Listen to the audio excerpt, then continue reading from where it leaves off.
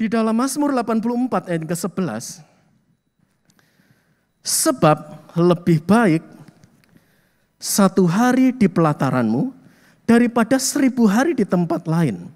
Lebih baik berdiri di ambang pintu rumah Allah daripada diam di kemah-kemah orang fasik. Mengapa pemazmur berkata demikian?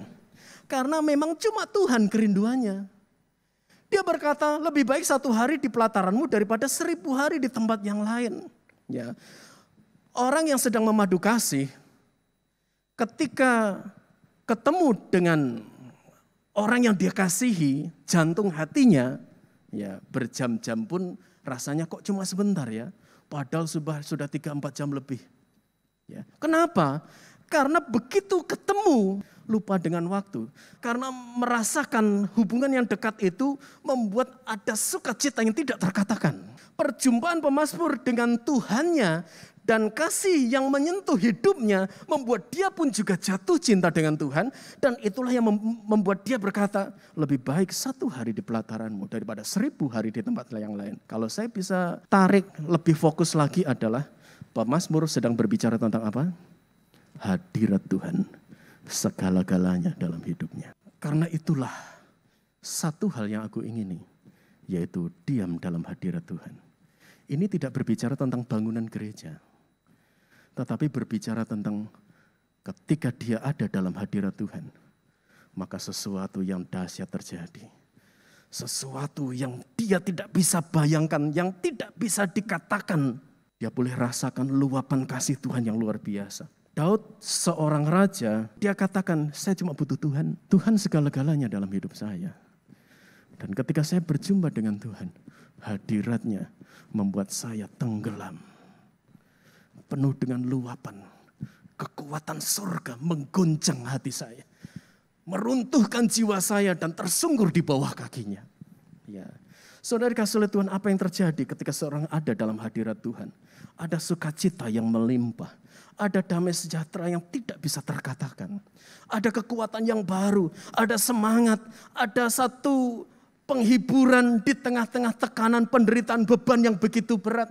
Di dalam hadirat Tuhan ada kuasa yang dahsyat yang membangkitkan satu iman, pengharapan, bahkan satu keyakinan bahwa saya ini dahsyat. Allah dahsyat melawat saya dan saya mendapatkan kekuatan yang luar biasa. Kita punya pergumulan, iya, manusia tidak lepas dari pergumulan. Kita punya masalah, iya. Kita punya sakit, iya. Dan mungkin sekarang saudara sedang mengalami gangguan kesehatan. Saudara sedang terbaring sakit. Saat ini saudara berkata, saya tidak tahu apa yang harus saya lakukan. Saudara, pemazmur Daud sendiri pernah punya pengalaman seperti itu. Dia harus lari dikejar oleh anaknya sendiri, Absalom. Dikejar oleh Saul. Dia pernah mengalami masa-masa krisis di dalam hidupnya. Dia pernah merasa sendiri di sana. Tetapi selalu ketika dia menjumpai Tuhan, Tuhan hadir dalam hidupnya. Tuhan berhadirat di sana. Hadirat Tuhan mengubahkan seolah-olah beban itu runtuh dalam hadirat Tuhan. Dan memang Tuhan meruntuhkan semuanya. Seolah-olah masalah itu tidak lagi menjadi sesuatu yang penting untuk dipikirkan. Kenapa? Hadirat Allah turun di dalamnya. Kalau saat ini saudara diizinkan mungkin mengalami pergumulan, masalah, ataupun saudara harus terbaring sakit. Bukan hanya supaya saudara istirahat, tetapi Tuhan ingin di situ saudara mengalami hadirat Allah. Saudara memiliki hati yang menyembah seperti pemazmur. Ataupun saudara tidak sakit, tapi saudara sedang sendiri dalam pergumulan saudara. Tuhan ingin di situ saudara ketemu dengan Dia dalam hadiratnya. Dan ketika kita dalam hadirat Tuhan, yang mustahil menjadi tidak mustahil. Kelemahan digantikan dengan kekuatan. Keputusasaan diganti dengan pengharapan. Sesuatu yang dirasa ini jalan buntu. Tuhan membukakan pikiran kita. Sehingga kita melihat Tuhan mulai bukakan jalan-jalan keluar bagi kita. Dan semua hal yang kita pikir rasanya tidak mungkin kalau kita tanggung. Tapi Tuhan berkata, engkau sanggup. Dan ketika kita ada dalam hadirat Tuhan, kita merasakan, iya, saya sanggup Tuhan. Saya pasti kuat. Saya tidak menyerah. Saya tidak mau menyerah Tuhan. Saya mau tetap berjuang Tuhan. Pasti ada mujizat Tuhan. Kekuatan yang baru Tuhan berikan, saudara. Jadi begitu pentingnya hadirat Allah ada dalam kehidupan kita. Bukan sekedar perkataan saya kagum akan hadirat-Mu, enggak. Tetapi benar-benar pengalaman pribadi harus nyata dalam kehidupan kita. Semakinlah mendekat kepada Tuhan. Semakinlah tenggelam dalam hadirat Tuhan. Semakinlah masuk dan bersekutu dengan Tuhan. Karena saudara akan melihat kedahsyatan kuasa Allah akan nyata dalam kehidupan kita. Saudari kasih oleh Tuhan, di dalam Lukas pasal yang ke-10 ayat yang ke-42, Lukas pasal yang ke-10 ayat yang ke-42, saat Marta berkata kepada Yesus supaya menegur saudaranya Maria, dan ini jawaban Yesus. Di dalam Lukas 10 ayat 42, tetapi hanya satu saja yang perlu, satu saja yang kuingini, seperti pemazmur tadi ya. Itulah yang kuingini, satu hal. Satu saja yang perlu. Maria telah memilih bagian yang terbaik yang tidak akan diambil daripadanya. Ngapain? Maria saat itu ada di bawah kaki Tuhan. Artinya Maria dalam hadirat Tuhan. Satu saja yang perlu. Dunia boleh bergoncang. Kesulitan boleh datang. Masalah boleh menghampiri kita. Tetapi tetap ambillah keputusan. Satu saja yang perlu. Diam dalam hadirat Tuhan. Karena dalam hadirat Tuhan ada solusi.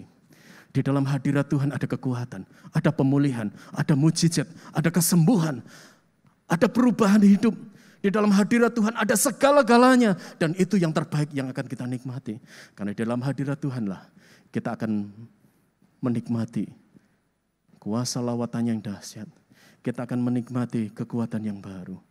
Bahkan kita dibuat oleh Tuhan semakin dewasa, semakin bertumbuh, semakin mengenal Dia dengan benar. Semakin serupa dengan gambarnya. Semakin serupa dengan Yesus. Karakter saudara diubahkan, saudara menjadi ciptaan yang baru. Ada hal yang luar biasa yang Tuhan kerjakan dalam hidup saudara, bahkan untuk apapun yang saudara hadapi. Karena Tuhan melihat saudara tidak mudah dipengaruhi oleh situasi dan keadaan. Kesulitan, ancaman, bahkan mara bahaya. Saudara tetap berkata, saya mau tetap dalam hadirat Tuhan. Saya mau tetap mengikuti apa yang Tuhan katakan. Saya mau tetap mengizinkan Tuhan selalu berhadirat dalam hidup saya. Dan itulah yang mengubah segala-galanya dalam hidup Daud. Dan akhirnya ketika Yunus, Tuhan masih berkasih karunia. Dan akhirnya Yunus kembali berada dalam hadirat Tuhan. Tuhan pulihkan hidupnya. Dan perkataannya membuat seluruh penduduk Nineve, termasuk rajanya, bertobat. Tuhan akan memakai hidup saudara dan saya untuk menjadi berkat dimanapun saja berada. Karena apa? Karena saudara mau tetap ada dalam hadirat Tuhan. Karena saudara mau menjaga hubungan saudara dengan Tuhan. Karena apapun yang saudara hadapi tidak pernah bisa mempengaruhi persekutuan, keintiman, kedekatan saudara dengan Tuhan. Dan percayalah malam hari ini saya tidak panjangkan kebenaran firman Allah. Kalau mungkin hari-hari yang lalu, saudara sempat terpengaruhi oleh berbagai macam kesulitan, tantangan yang saudara hadapi. Saudara mulai mengurangi jam doa saudara. Saudara mulai mengurangi mesbah doa saudara. Saudara mulai mengurangi persekutuan doa saudara.